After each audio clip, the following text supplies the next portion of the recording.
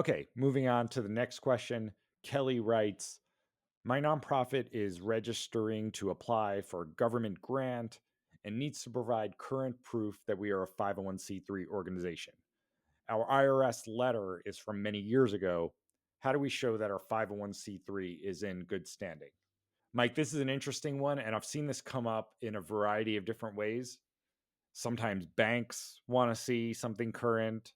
Sometimes it's a closing on a real estate transaction, getting registered in a foreign country, or just getting registered to receive grant funding. It's a surprisingly tricky question of how do we show that we are currently 501c3 in like an official way?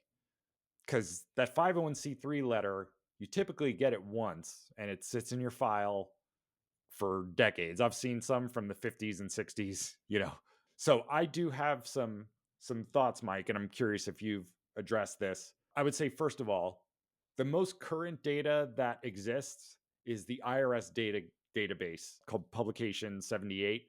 The way that you access that, you can look it up on the IRS website, irs.gov/TEOS, tax exempt organization search, and put in the organization's name or tax ID number, employer identification number, EIN, and you'll pop up usually Form 990 filings, but right at the front, it will say what its current status is as recognized by the IRS. Now that can move a little slowly if there's a revocation or something. That can take a few months to reflect in the IRS database, but that is really the most current thing that you can get. So what I sometimes tell clients to do is to go to that page, pull that up, do a screenshot from your computer. And, that kind of is the most current thing you can do. Because the alternative, Mike, getting an updated IRS letter, which they call an affirmation letter, like, yep, you're still 501c3, that process can take many months. So it's usually not practical to go and get that every time. And we hope that the counterparty you're dealing with is understanding of that and under the circumstances can accept a screenshot. But other than that, maybe show them your latest Form 990. Doesn't exactly prove the point, but that shows something. And on a different issue, you might as well get print out a certificate of good standing from the state where you are incorporated and doing business. That's different than 501c3 status, but that can be a current thing that's easily and quickly obtainable.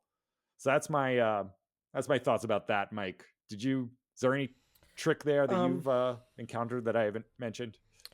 Well, a little bit different perspective, and you touch base on the key points, but looking at it this way, in the standard inventory of documents that should be periodically checked to make sure the inventory, and one you haven't, hasn't been lost. Now, there's ways to scan documents and all that, but as we see, even though with a lot of things in the cloud, you might have migrated platforms over time and people haven't been paying attention. So, number one, nothing replaces the original letter. It's standing out there. It should be scanned in there, and you should be periodically checking that you have that. Mm-hmm. Okay, so that's it. Then if you don't have that, the only thing I wanted to add to what you have is don't wait till somebody asks for it. It should be in that. You should be checking that there's certain documents that you have in the proverbial safe deposit box. Yeah, yeah. And that's one of those. It's like a deed to a house. You gotta make sure you have it somewhere. Okay, and then the second one is your Form 1023 application is one of those, which sometimes surprises people. Exactly. But yes. Yeah. Yeah, you should have these, and that should be part of your. It's really that annual, but periodic assessment that we've got these checklists on. And there's some wonderful checklists out there, and we have our checklist, not to plug it. Our compliance checklist, yeah. Yeah, that it's on there. Mm-hmm. And then you have a little bit of backup that's not hard. And to me, it's always to go find if IRS shows you as good standing. There's always a caveat because IRS could be in arrears as much as 9 months or even 12 months on some issues.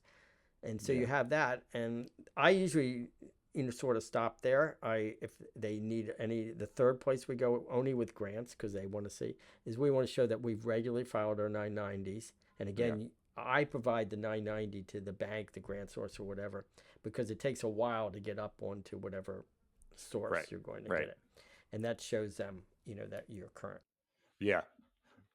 And quick caveat, make sure it's the public disclosure copy with the Right. Schedule B information redacted, because that you don't need to give out publicly, and your donors typically don't want you to.